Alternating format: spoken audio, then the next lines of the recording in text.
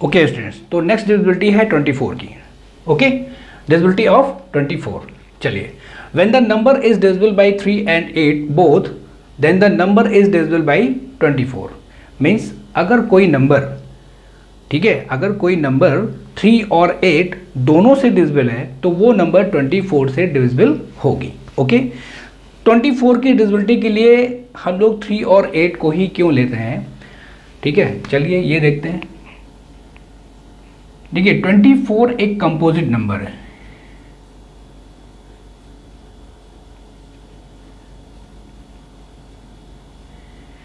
ठीक है, 24 एक कंपोजिट नंबर है, तो 24 को हम उसके कोप्राइम फैक्टर के रूप में लिख सकते हैं।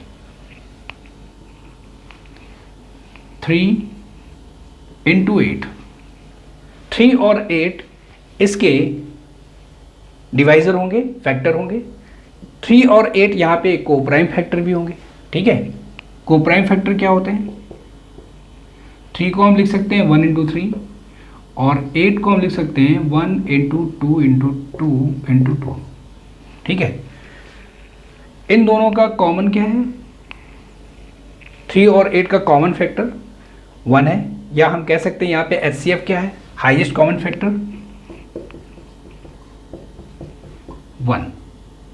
तो 3 और 8 का हाईएस्ट कॉमन फैक्टर है 1, इसलिए 3 और 8 कोप्राइम होंगे।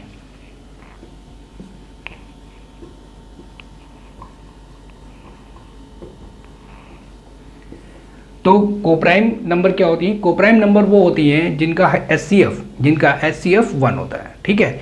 तो 24 को हम कोप्राइम फैक्टर के मल्टीपल के रूप में लिखते हैं, तो 3 और 8 आता है।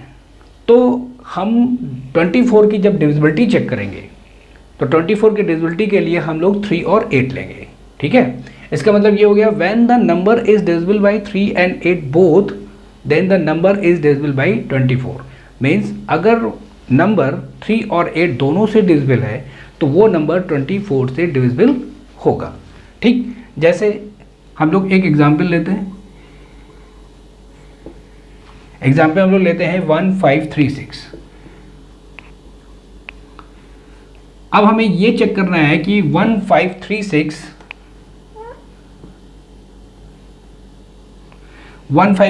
24 से डिविजिबल है या नहीं है, ठीक है। तो सबसे पहले हम 1536 के लिए ये चेक करेंगे कि ये 3 और 8 से डिविजिबल है या नहीं है। ओके, चलिए,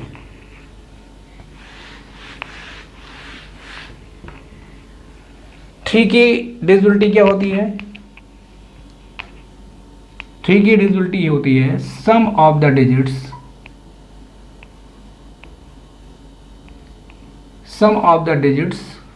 of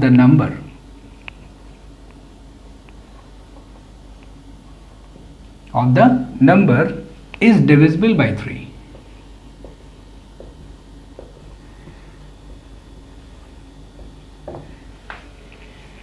ठीक है, देखिए सम ऑफ द डिजिट्स का मतलब हो गया दी हुई नंबर के सभी डिजिट्स का अगर हम सम करते हैं तो जो रिजल्ट आता है वो रिजल्ट अगर 3 से डिविजिबल है तो ये नंबर 3 से डिविजिबल होगी।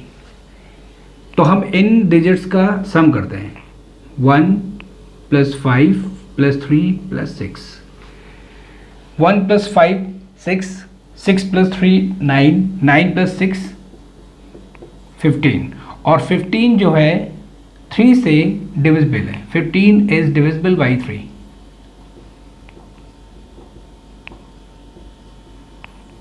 ओके, अगर 15, अब देखिए 15 3 से डिविजिबल है तो इसका मतलब ये हो गया कि 1536 यानी 1536 3 से डिविजिबल है, ठीक है। अब हम लोग देखते हैं कि ये नंबर 1536 8 से डिविजिबल है या नहीं है। तो 8 की डिविजिबिलिटी क्या होती है? Last 3 digits of the number.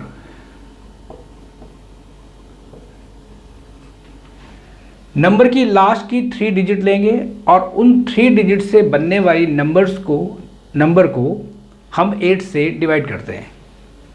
यहाँ पे लास्ट 3 डिजिट हो जाएंगी आपकी 536।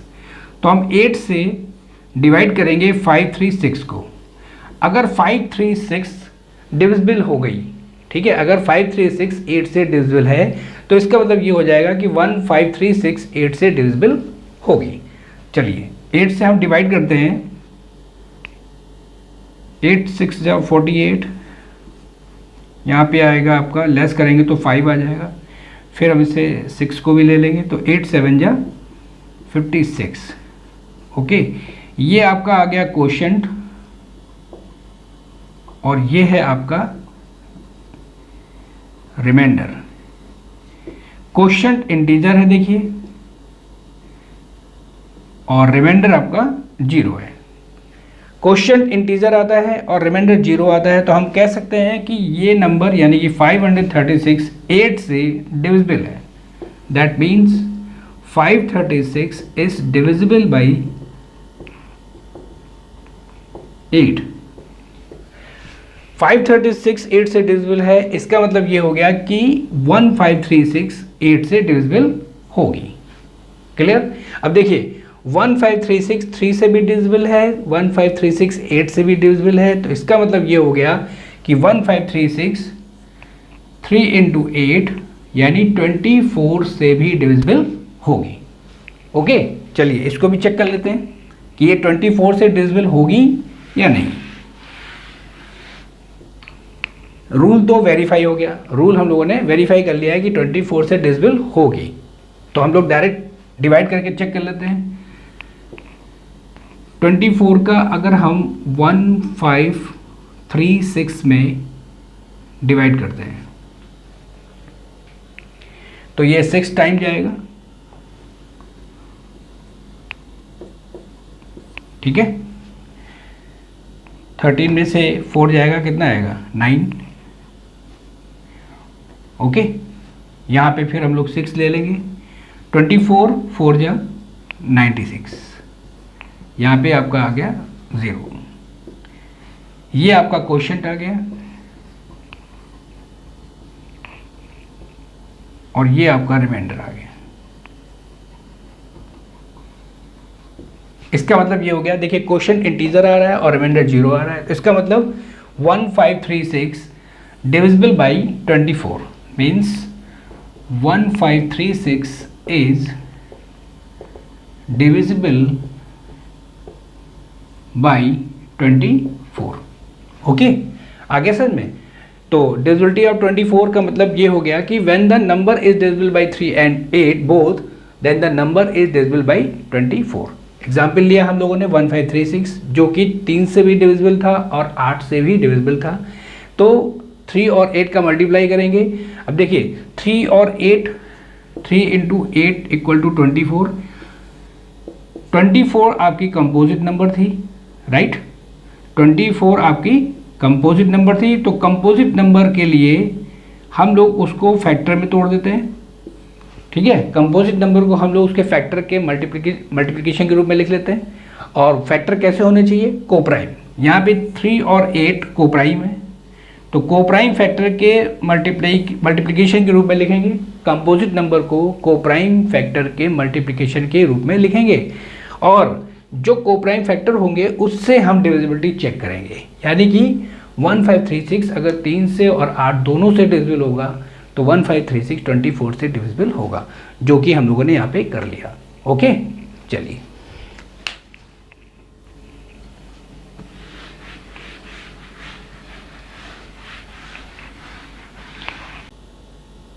ओके, तो नेक्स्ट डिविजिबिलिटी है 25 की। When the last 2 digits of the number is divisible by 25, then the number is divisible by 25, ठीक है।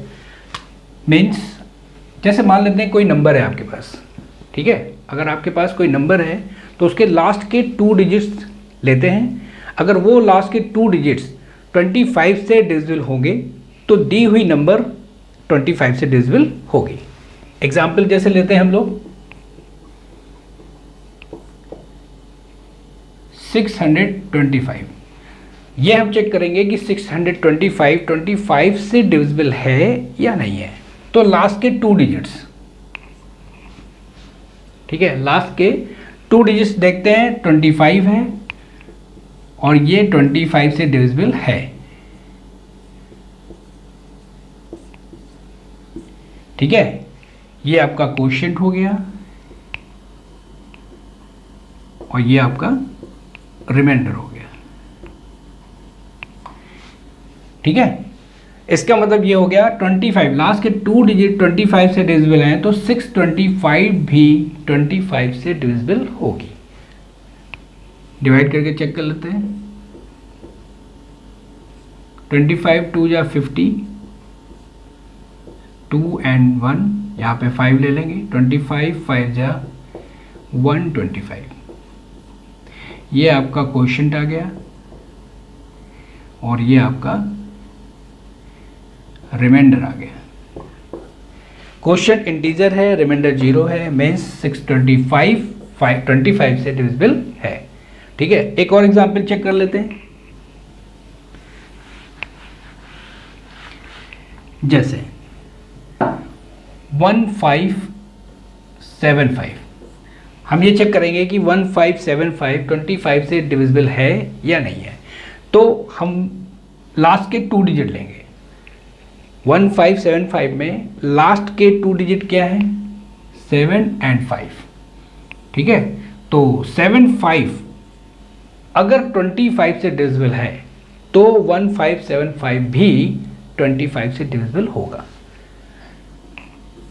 25 से हम डिवाइड करेंगे 75 में, तो 25 3 जा 75, ये आपका क्वोशिएंट आ गया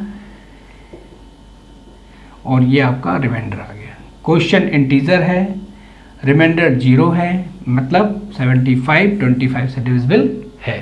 दैट मीन्स 1575 भी 25 से डिविजिबल होगी। चेक कर लेते हैं।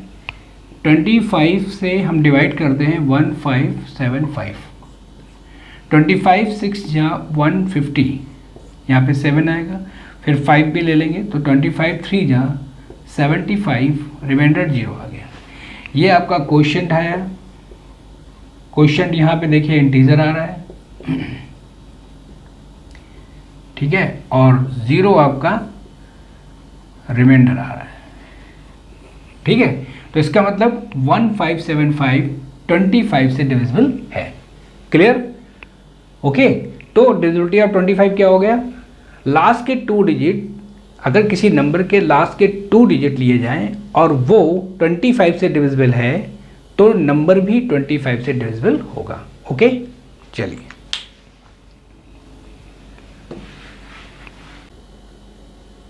ओके, नेक्स्ट डिविजिबिलिटी है 26 की। Divisibility of 26, when the number is divisible by 2 and 13 then the number is divisible by 26। Okay, देखिए 26 भी एक कंपोजिट नंबर है। ओके, 26 भी एक कंपोजिट नंबर है।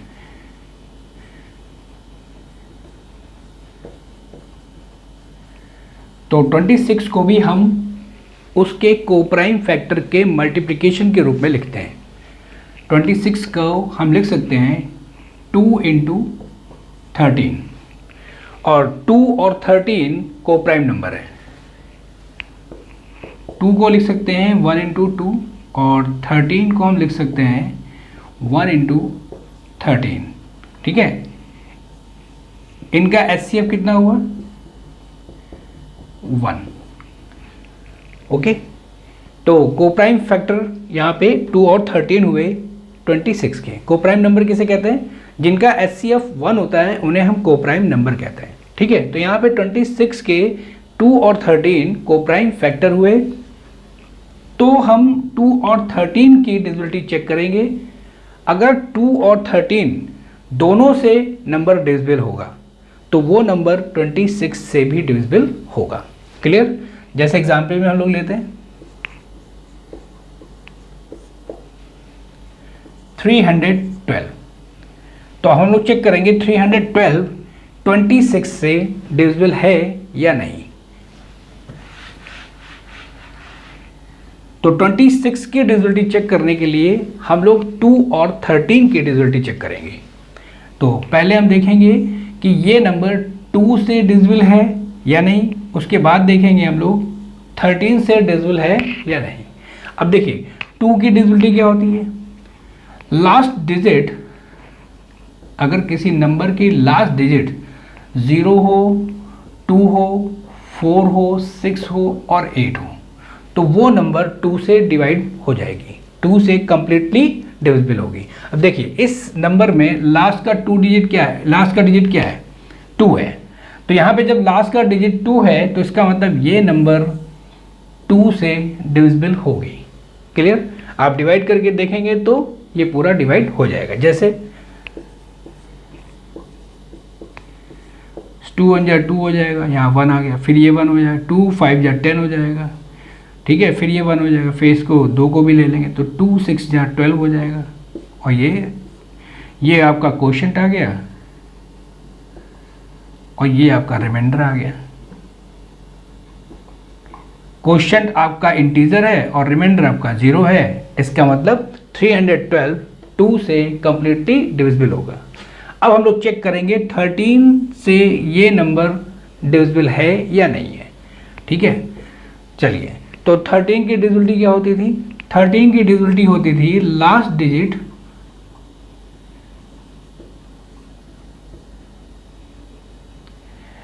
Digit into 4 plus remains equal to multiple of 13।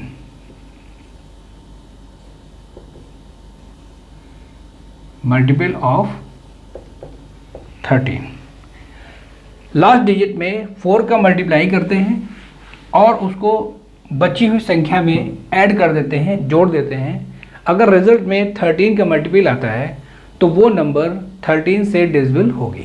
जैसे 312 के लिए हमें चेक करना है कि ये नंबर 13 से डिविजिबल है या नहीं। चलिए 312 में लास्ट का डिजिट क्या है आपका, 2 है। ठीक है, तो इसमें हम मल्टीप्लाई करते हैं 4 का, 4 2 जा 8, ये आपकी रिमेन्स है 31 जो बची हुई संख्या है।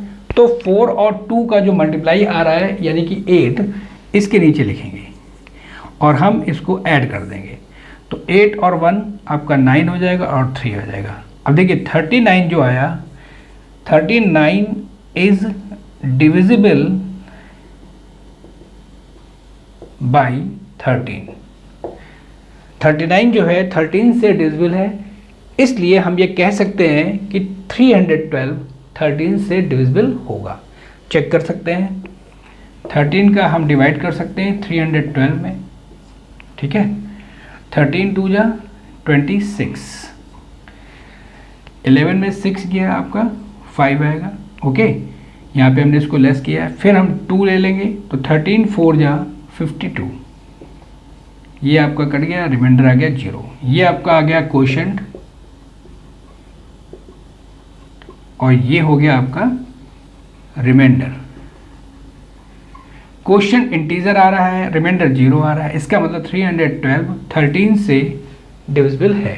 ठीक है, अब देखिए 312 2 से डिविजिबल है और 312 13 से भी डिविजिबल है, इसका मतलब 312 2 इंटू 13 यानी कि 26 से भी डिविजिबल होगा। ठीक है, चलिए इसको भी चेक कर सकते हैं, डायरेक्ट डिवाइड करके हम लोग देख लेते हैं। 26 का डिवाइड हम 312 में करेंगे,